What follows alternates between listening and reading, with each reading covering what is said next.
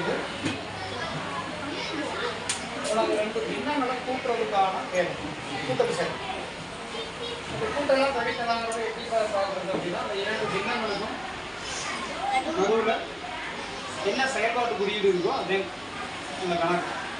இப்போ இது ஒரு பின்னம் 3/7 2/7 2 பின்னங்கள்.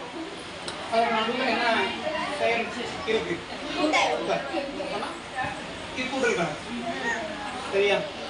நீ என்ன நினைச்சிடக்கூடாது, நம்ம 3 2 மேலே கூட்டி 5 5 7 கூட்டி 14 அப்படின்னு போடக்கூடாது. அது தவறு. அப்படி செய்தினா பின்ன கூட்டலை நீ சரியா பழகலைன்னு அர்த்தம். அந்த பின்ன கூட்டல் அல்லது பின்ன கழித்தல் செய்யறதுக்கு ஃபர்ஸ்ட் என்ன செய்யணும் அப்படின்னா கீழே பகுதி ஒரே மாதிரி இருக்கான்னு பார்க்கணும். இது ஒரே மாதிரி இருந்தால் அது ஓரின பின்னங்கள். அந்த ஓரின பின்னங்களை கூட்டுறதோ கழிக்கிறதோ எளிது. 3/7 3/7 2/7 ரெண்டுலையுமே பகுதி ஒரே மாதிரி. அப்படி ஒரே மாதிரி இருந்தால் கூட்டி வரக்கூடிய விடையில ஒரு தடவை வெளியிடும். மீச்சியமா அதுதான் மீச்சியம். நம்ம தனியாக மீச்சியமாக கண்டுபிடிக்க வேண்டிய அவசியம் இல்லை. இதில் இருக்கக்கூடிய அந்த எண்ணெய் மீச்சியம், அதனால அதை ஒரு முறை எழுதிடும். அப்புறம் மேலே இருக்கிற தொகுதிகளை அப்படியே எழுதி கூட்டிடும்.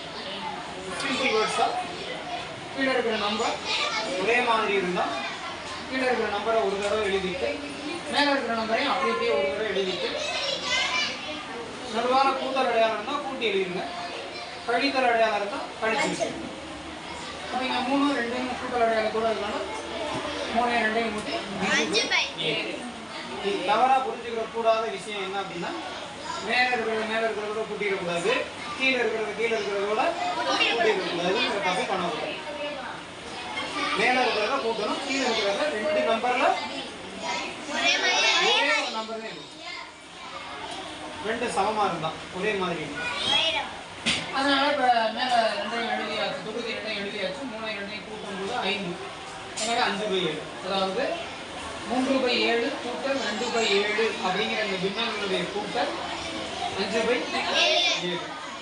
இதே இது கழித்தல் வருது அப்படின்னா அதுவும் ஓரின பின்னங்கள். பகுதி ஒரே மாதிரியாக இருக்கக்கூடிய அமைந்த பின்னங்கள் அப்படின்னா இதுக்கு என்ன வேலையோ அதே தான். கீழே இருக்கக்கூடிய பகுதி ஒரே மாதிரி இருக்கிறதுனால அதை ஒரு தடவை நிச்சயமாக பகுதியாக எழுதிட்டு மேலே இருக்கிற எண்களை அப்படியே எழுதிடும். அப்போ 3 கழித்தல் 1. இப்போ இது கூட்டல் கணக்கு பேசணும். இது